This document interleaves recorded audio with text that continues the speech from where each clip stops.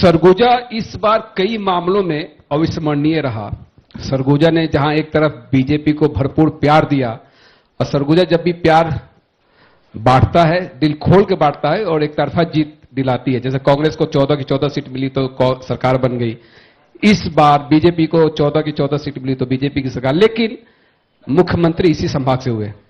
एक नाम की चर्चा जो काफी रही, जैसे राजेश अग्रवाल जी की चर्चा रही कि उन्होंने कैसे एक कद्दावर मंत्री उप मुख्यमंत्री टीएस सिंहदेव को हराया, और एक चर्चा रामकुमार टोप्पो जी की रही कि एक मंत्री ने, एक सिपाही ने ताकतवर मंत्री को चटा दी धूल, 17,000 वोटों से हराया।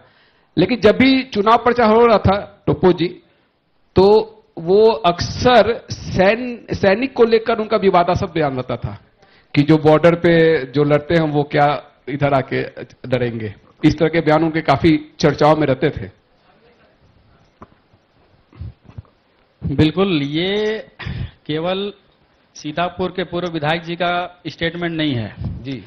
सेना को लेके कांग्रेस का स्टेटमेंट देश में हमेशा से ऐसे अनाप शनाप रही है। जैसे आपने सुना होगा कि कांग्रेस के एक नेता का, बहुत सीनियर नेता का एक स्टेटमेंट आया था कि सेना के जवानों को मरने के लिए पैसे दिए जाते हैं।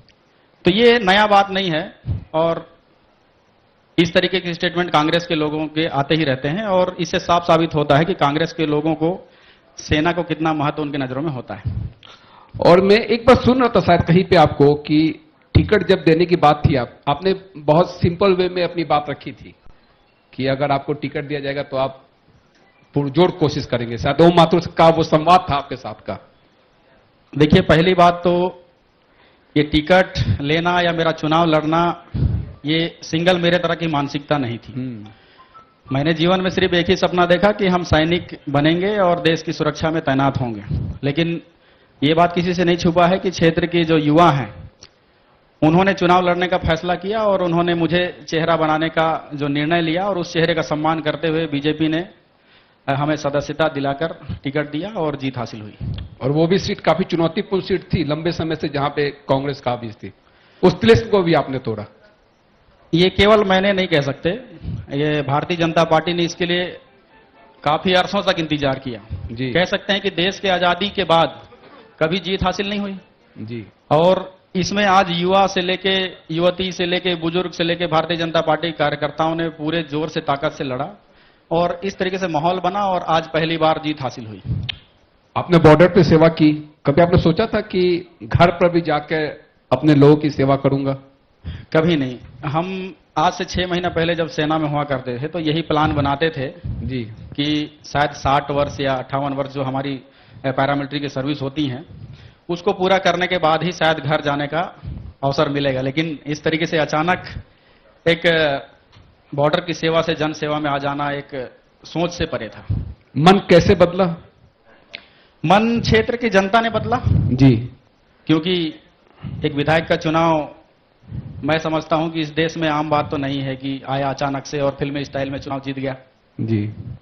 होता यह है कि जो बॉर्डर पे सेना के जवान लड़ते हैं वो सिस्टम में आकर नहीं फाइट कर पाते। कई बार ऐसा देखने को मिलता है, कई सारी फिल्में भी बन गई है कि वो रूल रेगुलेशन, वो आदर्श संहिता, वो एक डेकोरम, वो सारी चीजें रहती है सेना में। क्योंकि मैंने भी वार रिपोर्टिंग का कोर्स किया है, और मैंने जब इस रिपोर्टिंग की ट्रेनिंग ली तीनों सेनाओं की, तो मैंने देखा कि किस तरह की डिसिप्लिन होती है सेना के अंदर। बिल्कुल, डिसिप्लिन तो ये समझ लीजिए कि अव्वल दर्जे का होता ही है, लेकिन उससे और पब्लिक रिलेशन में थोड़ा सा फर्क है। और आज मैं सेना में रहने के बावजूद भी एक वहां के शिक्षा विभाग से जुड़ा हुआ था। मैं एक ट्रेनर भी था, और मुझे अच्छे अच्छे जगहों में प्रशिक्षण देने का सौभाग्य प्राप्त हुआ। जैसे देश में आईपीएस अधिकारी जो नियुक्त होते हैं उनको भी प्रशिक्षण देने का मौका मिला। अच्छा।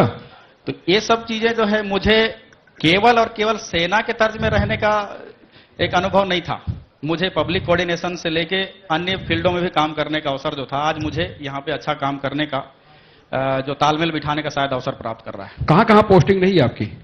मेरा केरल में पहली पोस्टिंग थी हमारी जी। उसके बाद हम नागालैंड चले गए, मणिपुर आए, फिर मणिपुर से आंध्रा में हो गया, आंध्रा से हम कश्मीर गए, और कश्मीर में रहते हुए हमने देश के विभिन्न राज्यों में स्पेशल ट्रेनिंग, या किसी को ट्रेनिंग देना हो, इसके तर्ज में एमपी में हो, चाहे राजस्थान हो, चाहे दिल्ली में हो, नोएडा में हो, ऐसे हम जाते रहते थे अक्सर। जी, फॉरवर्ड एरिया में भी रहे, बंकरों में? नहीं नहीं, बॉर्डर में हम कभी तैनात नहीं हुए। इंटरनल 10 किलोमीटर के अंदर रेंज में हाँ, क्योंकि बीएसएफ का कुछ जगह पे है जहां डिस्प्यूटेड है, वहां पे आर्मी डिप्लॉयड है। बिल्कुल। क्या है, जो अधिक प्रभावशील जो क्षेत्र होते हैं, जैसे आतंकवाद ग्रसित क्षेत्र, वहां पे स्पेशल टीम काम करती है। बॉर्डर में काम करने वाली सेनाएं अलग होती हैं, इंटरनल आतंकवादियों को लड़ने वाली अलग होती हैं। तो कश्मीर में एक स्पेशल टीम हुआ करती थी जो अर्धसैनिक बलों का। चलिए, मैं एक और मुद्दे पे आना चाहूंगा। आपकी सेना की बात हो ही रही है, अग्निवीर को लेकर बहुत कुछ है भ्रांतियां पूरे देश में, और अभी देखिए एक शहीद हुआ अग्निवीर जवान, उसकी शहादत को लेकर कांग्रेस ने बहुत सारे सवाल उठाए, लेकिन सरकार ने भी अपना पक्ष रखा। वो क्या वस्तुस्थिति है, क्योंकि आप सेना में रहे हैं तो आप उसको बहुत भली भांति जानते हैं। देखिए, विपक्ष का काम, अगर विपक्ष समझे कि केवल आरोप लगाना है तो हर बात में आरोप लगा सकता है, लेकिन वास्तविकता एक अलग होती है। जैसे आज एक जवान क्या जानबूझ के शहीद होता है? क्या कोई सरकार यदि बैठी है तो क्या वो जानबूझ के अटैक कराती है? ऐसा कुछ भी नहीं है। सेना का हर जवान अपनी पूरी ताकत से राष्ट्र के लिए लड़ता है। बस शर्तें यह है कि उसको किस हिसाब से उसको ऑटोमेटिक वेपन्स हो, चाहे उसको सेफ्टी इक्विपमेंट्स हो, दे रहे हैं। लेकिन आज मैं दावे के साथ कह सकता हूं कि मैंने 6 महीना पहले सेना में था, और जिस तरीके से सेना में भी अपडेट हुए हैं बातें मोदी जी के आने के बाद, वो बिल्कुल भी 65 साल के भारत से अलग है। आज सेना में ही नहीं, आज पुलिस के पास भी ऑटोमेटिक वेपन्स धीरे धीरे आने लगे हैं। तो आज ये चीजें सुविधा देना, आप साफ शब्दों में देख सकते हैं कि यदि केवल आरोप ही लगाने होते कि आप ध्यान नहीं दे रहे हैं, तो फिर इतने सारी सुविधाएं क्यों, या इतने सारी स्पेशल ट्रेनिंग क्यों? हमारे देश के जवान दूसरे देशों में भी जाकर ट्रेनिंग करके आते हैं, ताकि एक सैन्य ताकत की दृष्टि से हम और बेहतर बन सकें। और जिसका उदाहरण सर्जिकल स्ट्राइक से लेकर एयर स्ट्राइक, सारी चीज शामिल है।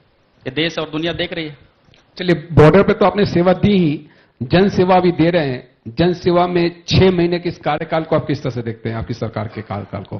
क्योंकि सुशासन के सूर्योदय ये दिया गया थीम। देखिए, शुरू जब मैं राजनीति में आया, तो जब हम चुनाव के लिए लोगों के बीच में जाते थे, तो तरह तरह के घोषणाएं, जैसे मोदी जी की गारंटी थी, हम बोलते थे कि महतारी वंदन योजना या किसानों को सम्मान देने की बात हो, तो पल भर थोड़ा सा मुझे मन में ये लगता था कि कहीं मेरे साथ भी तो ऐसा नहीं होगा कि नेता लोग आते हैं, घोषणा करते हैं और फिर 6 महीना गायब हो जाते हैं। लेकिन मैं माननीय विष्णुदेव साय मुख्यमंत्री छत्तीसगढ़ को धन्यवाद कहूंगा कि उन्होंने सरकार बनते ही तत्काल प्रभाव से मुख्य योजनाओं को लॉन्च किया है। महतारी वंदन हो गया, चाहे किसानों को 3100 रुपया की राशि हो, चाहे बकाया राशि हो। आज हम पूरे हिम्मत के साथ जनता के सामने खड़े हो सकते हैं कि वादा इतनी जल्दी पूरा हुआ है। और 6 महीने में मुझे ये लगता है, शुरू में लगता था कि मैं आके फंस गया। ऐसा? क्योंकि इतना डिसिप्लिन क्षेत्र में रहने के बाद यदि हम जाते हैं जनता के बीच में, कार्यकर्ताओं के बीच में, तो एक चुनौती नहीं आती, तमाम प्रकार की बातें आती हैं। अच्छा काम करने के बाद भी लोग विरोध करते हैं कई बार। तो शुरू लगता था कि मैं गलत रास्ता चुन लिया, जो शायद मेरे प्रोफेशन से अलग है। लेकिन आज मुझे महसूस होता है कि ये रास्ता यदि सच से राष्ट्र हित में चला जाए, पब्लिक हित में चला जाए, तो आप बहुत कुछ कर सकते हैं इस 5 साल में। 10 साल की जरूरत नहीं है। लोकतंत्र की तो यही खूबसूरती है। बिल्कुल। और लोकतंत्र के विभिन्न आयामों को आपने देख लिया कि जब आप विधानसभा पहुंचे होंगे तो एक अलग ही शक्ति नजर आई होगी।